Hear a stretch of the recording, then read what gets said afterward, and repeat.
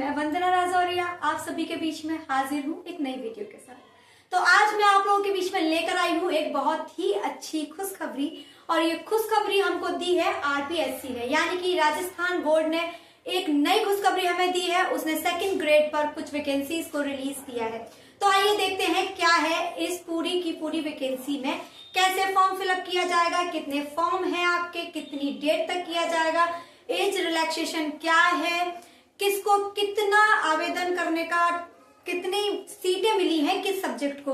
तो चलिए डिटेल में सब कुछ जानते हैं। आइए, तो सबसे पहले मैं आपको बता दूं कि आरपीएससी ने 2024 जाते जाते लास्ट 2024 तक हमें सेकंड ग्रेड वाले बच्चों को खुशखबरी दे ही दी। तो सेकंड ग्रेड वाले बच्चों के लिए कुछ वैकेंसीज निकाली है उसने, जो कि आपकी वैकेंसीज जो आपकी आई हैं उसके जो टोटल वैकेंसीज है बेटा, टोटल पद जो निकले हैं वो है बेटा 2129 वैकेंसी आपकी दी गई है। अब आपका पूछा जाएगा कि कितने पे ग्रेड पर सेकंड ग्रेड की जो वैकेंसी होती है उसका जो पे ग्रेड स्केल होता है वो कितना होता है। तो बेटा वो 4200 होता है। 4200 पे ग्रेड पर आप लोगों को जो आपकी जो सैलरी बनेगी वो 4200 पे ग्रेड के अकॉर्डिंग बनेगी। तो जो आपकी आरपीएससी होती है अच्छी खासी सैलरी देता है हम लोगों को, लेकिन बस वही है कि जितना आपका दिल्ली में मिलती है उतनी सैलरी नहीं होती है, कुछ 10,000 के आसपास कम मिलती है। तो चलिए आइए देखते हैं फॉर्म भरने के लिए आपको क्या होना चाहिए। तो सबसे पहले आप लोग को क्या होना चाहिए, सिटीजन ऑफ इंडिया यानी कि भारत का नागरिक। अगर आप फॉर्म फिलअप करना चाहते हैं तो सबसे पहले आपको भारत का नागरिक यानी कि सिटीजन ऑफ इंडिया होना चाहिए। राजस्थान ने सारे स्टेट के लिए अपने हाथ खोल दिए हैं, वाहे फैला के स्वागत किया है। कोई भी स्टेट, किसी भी स्टेट का बच्चा अपना फॉर्म वहां से फिल कर सकता है, लेकिन उसके लिए बच्चे के पास क्या क्या होना चाहिए देखते हैं। तो फॉर्म फिलअप करने के लिए बच्चे के पास होनी चाहिए सबसे पहले क्या, बीएड। क्या होनी चाहिए बेटा, बीएड। बीएड के साथ साथ आपके साथ क्या होना चाहिए बेटा, डीएलएड। डीएलएड यानी कि या तो आपने किसी भी एजुकेशन में आपने डिग्री कर रखी हो या फिर आप लोगों के पास डिप्लोमा होना चाहिए। इन दोनों में से कोई भी चीज अगर आपके पास है तो आप आरपीएससी में फॉर्म भरने के लिए एलिजिबल हैं। तो चलिए आइए आप दिखाती हूं मैं कि किस सब्जेक्ट को कितनी सीटें दी गई हैं, किस सब्जेक्ट को कितनी सीटें दी गई हैं। अब ये देख लेते हैं। तो चलिए आइए देखते हैं। आइए अब मैं आप लोगों को बताती हूँ कि आरपीएससी ने जो वैकेंसीज हमें निकाली हैं उसमें कितनी सीट किस सब्जेक्ट को दी गई है। तो देखिए हमारे पास कितने सब्जेक्ट हैं, Hindi, English, math, science, social science, Sanskrit, Punjabi और उर्दू। ये कुछ बेटा सब्जेक्ट हैं जिन सब्जेक्ट पर आपको वैकेंसीज यानी कि सीट दी गई है। अब देखिए किस सब्जेक्ट को कितनी सीट दी गई है। हिंदी को बेटा 288, इंग्लिश को 327, मैथमेटिक्स को 694। बेटा सबसे ज्यादा जो सीटें हैं मैथमेटिक्स को दी गई है। फिर आपका साइंस को 350 है, सोशल साइंस को 88, संस्कृत को 309, पंजाबी को 64 और उर्दू को 9। सिर्फ 9 सीटें, जो सबसे कम सीटें दी गई हैं वो बेटा उर्दू को दी गई है। इसमें बेटा थोड़ा और डिवाइडेशन किया गया है, गैर अनुसूचित जाति और अनुसूचित जाति दोनों को देख लीजिए आप। जैसे कि गैर अनुसूचित जाति यानी कि जो जनरल में आएंगे वो लोग आपका आता है 273, 242, 539, 261, 70, 276, 64 और 2। ये कुछ आपकी गैर अनुसूचित जाति के लिए है। और आपकी अनुसूचित जाति के लिए जो दी गई है वो 15, 85, 155, 89, 18, 33, 07। ये आपके बेटा की इसको दी गई है SC ST वालों के लिए, और ये आपके जनरल OBC वालों के लिए ये सीटें आपको दी गई है। आई होप आप लोग को यहाँ तक अगर वीडियो समझ में आ गया है, सारी इन्फॉर्मेशन आपको सही लग रही है, तो चलिए मैं आप लोगों को बताती हूँ कि और क्या क्या हमको बताया गया है। वैसे तो आप लोगों को नोटिफिकेशन दिया गया है, उसे डाउनलोड कीजिए और उसे अच्छे से पढ़ लीजिए। बाकी मैं आप लोगों को समझा देती हूँ कि क्या क्या आपको दिया गया है। तो सबसे पहले मैं आप लोगों को बताऊंगी साइंस वाले स्टूडेंट्स और सोशल साइंस वाले स्टूडेंट को बड़ी प्रॉब्लम रहती है कि सब्जेक्ट कॉम्बिनेशन उनके लिए सबसे ज्यादा दिक्कत यही क्रिएट करता है। तो चलिए मैं आपको बताती हूँ कि किस तरीके से इस बार हम लोगों को आरपीएससी ने प्रॉब्लम से बचाया है। तो देखिए इस बार किस तरीके से प्रॉब्लम्स को बचाया गया है मैं आप लोगों को समझाऊंगी। तो मैं आप लोगों को बताती हूँ साइंस। तो साइंस में हम लोगों को कोई भी दो सब्जेक्ट का कॉम्बिनेशन बोला गया है। आपके पास कोई भी दो सब्जेक्ट होने चाहिए जिनका कॉम्बिनेशन आपके पास होना चाहिए। तो क्या क्या होना चाहिए आप लोग देख सकते हैं। फिजिक्स, केमिस्ट्री, बायोलॉजी की कई सारी आपके बेटा पार्ट्स में डिवाइड हो जाती है। तो चलिए देख लेते हैं। आपके पास या तो जियोलॉजी होना चाहिए, सॉरी जियोलॉजी नहीं, जियोलॉजी होना चाहिए, माइक्रोबायोलॉजी हो, बायोटेक्नोलॉजी हो या फिर बायोकेमिस्ट्री। आपके पास इनमें से किसी का भी सब्जेक्ट कॉम्बिनेशन होना चाहिए। बाकी आप लोग अच्छे से नोटिफिकेशन पढ़ लीजिएगा। आपके पास इनमें से कोई भी सब्जेक्ट कॉम्बिनेशन होना चाहिए। आप किसी भी सब्जेक्ट से फॉर्म फिलअप कर सकते हैं। इसके लिए आप लोगों को बोला गया है कि कोई भी सब्जेक्ट आपका मेन, या तो आपने ग्रेजुएशन में मेन सब्जेक्ट रहा हो उनमें से कोई एक, या फिर आपके पास सब्जेक्ट कॉम्बिनेशन में रहा हो, या तो आपके पास मेन सब्जेक्ट रहा हो या फिर सब्जेक्ट कॉम्बिनेशन में रहा हो, तो आप किसी भी सब्जेक्ट से अप्लाई कर सकते हैं। अब आते हैं सेम जो आपको दिया गया है वो बेटा दिया गया है जो आपका है सोशल साइंस। बच्चों को सोशल साइंस में बहुत ज्यादा दिक्कत होती है। तो सोशल साइंस में आप लोगों को क्या क्या होता है बेटा। हिस्ट्री, ज्योग्राफी, इकोनॉमी, आपका होता है बेटा सोशियोलॉजी होता है आपके पास, पब्लिक एडमिनिस्ट्रेशन होता है,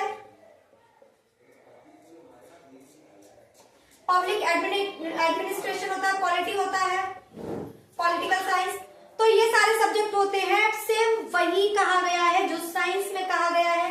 या तो आपके पास मेन सब्जेक्ट में रहा हो इनमें से कोई एक सब्जेक्ट, या फिर आपके पास सब्जेक्ट कॉम्बिनेशन में रहा हो, तो आप किसी भी सब्जेक्ट से क्या कर सकते हैं बेटा, अप्लाई कर सकते हैं।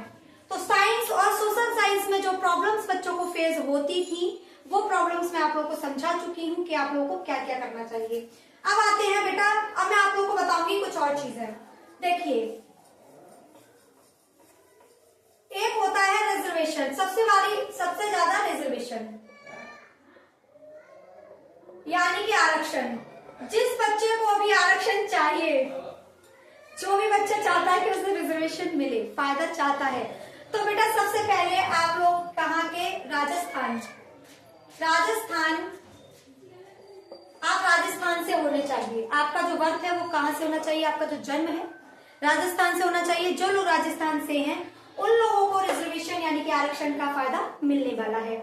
सेकंड चीज आपकी आती है बेटा, अगर कोई बच्चा Hindi, English, Urdu, Punjabi, math, science, इनमें से किसी भी सब्जेक्ट में अप्लाई करना चाहता है तो उसको क्या क्या होना चाहिए, वो ग्रेजुएशन होना चाहिए, यानी कि या तो वो ग्रेजुएट हो,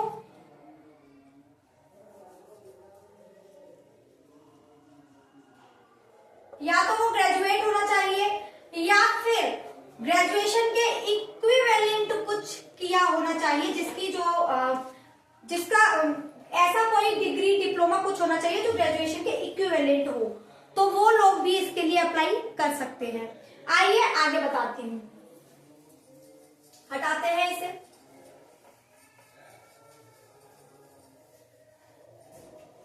चलिए, तो अब मैं आप लोगों को बताऊंगी कि इसमें एज क्या है। बच्चों को एज का थोड़ा रहता है कि मैम एज क्या रहेगी, कितने तक अप्लाई कर सकते हैं। ये तो सब जानते हैं कि जो एक टीचर बीएड या बीटीसी कर लेता है वो टीचर बनने तक उसकी उम्र 30 प्लस तो हो ही जाती है। बहुत ही रेयर टीचर होते हैं जो कम एज में जॉब ले पाते हैं, क्योंकि वो लोग बीएड करने के बाद 5-5 साल तक तो वैकेंसी ही नहीं आती है। तो ये सबसे बड़ी समस्या है। तो देखिए बच्चों, क्या बताती हूँ आप लोग को। एज जो आप लोगों की बताई गई है वो आप लोगों की बताई गई है 18 से 40, यानी कि आपके पास 40 साल तक का पूरा समय दिया गया है। अगर आप 18 से लेकर 40 साल तक के हैं तो आप लोग इस फॉर्म को अप्लाई कर सकते हैं, इस फॉर्म को भर सकते हैं।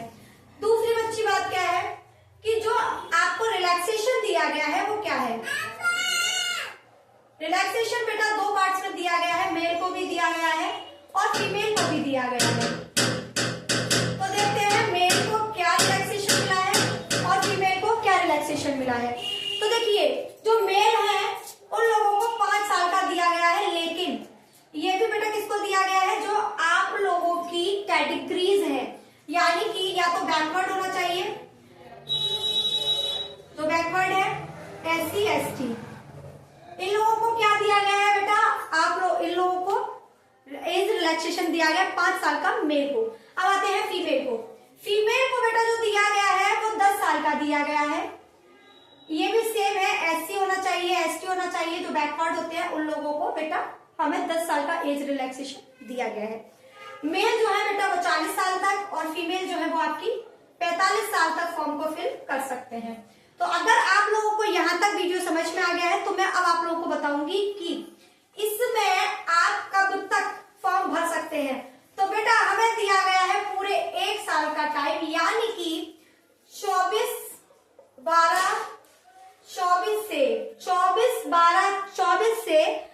इन द सेंस 2024, 24/12/24 से 24/1/25 तक आप फॉर्म अप्लाई कर सकते हैं।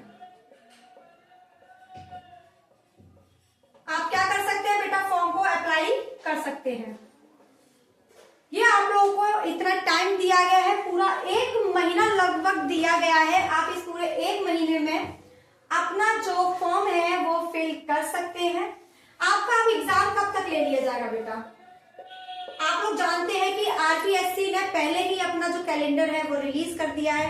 सारे के सारे जितने भी एग्जाम्स हैं वो सारे कहीं ना कहीं आप लोगों को एग्जाम के कैलेंडर के थ्रू बता दिए हैं। तो इसका भी जो आरपीएससी इसका भी जो एग्जाम लेगी वो आपका बेटा कब तक ले लेगी, मार्च अप्रैल तक इसका एग्जाम हो जाएगा। मार्च अप्रैल तक इस एग्जाम को वो कंडक्ट करा देगी। अब बेटा फॉर्म की जो फी होगी वो 500 रुपए होगी, और जहां पर थोड़ी बहुत छूट दी गई है वो तो आप लोग देख ही लीजिएगा, जब फॉर्म फिलअप करेंगे तो वो आप लोग पता कर ही लेंगे। अब देखते हैं बेटा इसमें पेपर कितने होते हैं, टोटल कितने मार्क्स होते हैं, पर क्वेश्चन को कितना दिया जाएगा, ये सब मैं आप लोग को डिटेल में बताने वाली हूँ। तो आइए देखते हैं आगे क्या है। तो देखिए बेटा जो आपके टोटल पेपर होंगे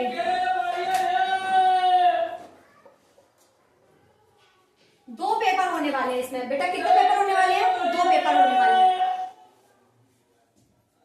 तो इसमें 2 पेपर होंगे, तो बेटा इसमें पेपर 1 और पेपर 2।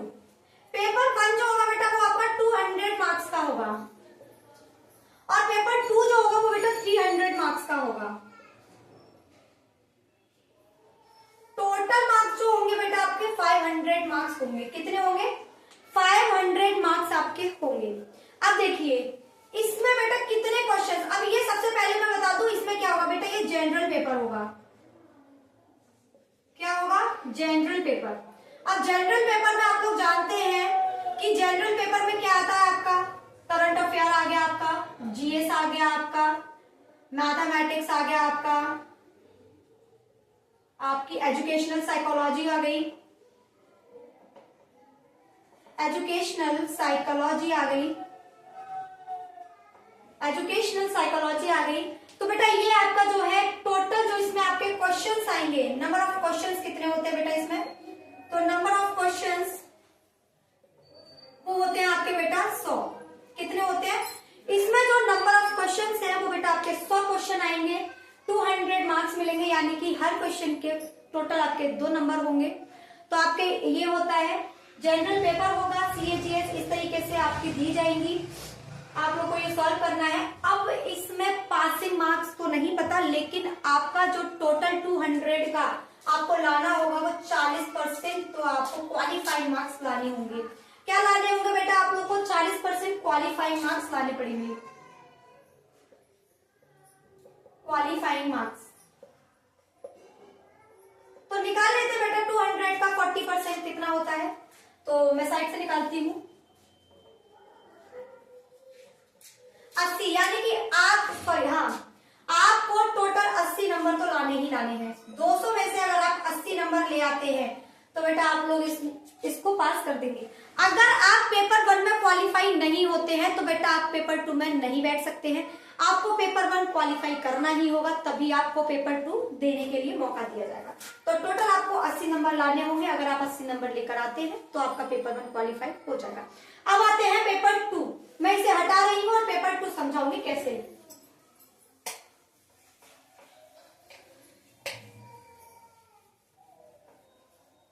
तो चलिए आइए पेपर 2 समझाते हैं क्या होगा पेपर 2 में।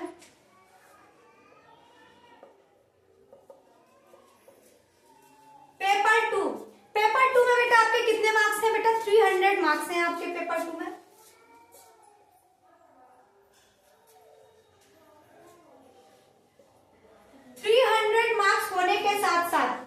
मैं आप लोगों को ये बताना भूल गई, पेपर 1 में कितने घंटे दिए जाएंगे।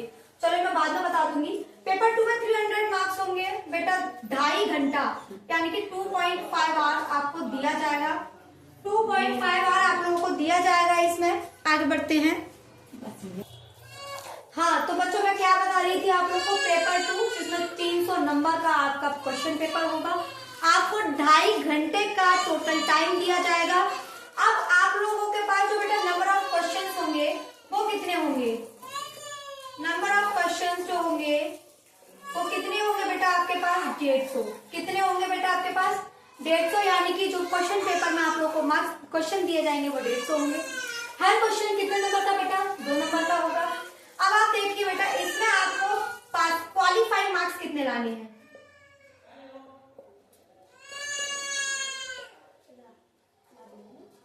तो इसमें भी बेटा आपको 40% ही लाना होगा। कितना लाना होगा? 40%। यानी कि अगर आप सेकंड जो आपका पेपर होगा उसमें अगर 80 नंबर ले आते हैं, सॉरी इसमें 80 नंबर कहां से, 300 का बेटा 4 से 12 120 नंबर आपको इसमें लाने होंगे। 120 नंबर अगर आप ले आते हैं तो आप लोग इस वाले क्वेश्चन पेपर को पास कर जाएंगे और आप सिलेक्शन के बहुत पास तक पहुंच जाएंगे। हो सकता है मेरिट में आपका नाम आ जाए, लेकिन वैकेंसी बहुत कम है। उसके अकॉर्डिंग सारे स्टेट के बच्चे अप्लाई करेंगे, तो बहुत तगड़ा वाला कंपटीशन यहाँ पर होने वाला है। आगे देखते हैं इसमें क्या आएगा बेटा। इसमें आपके सारे के सारे सब्जेक्ट कंसर्न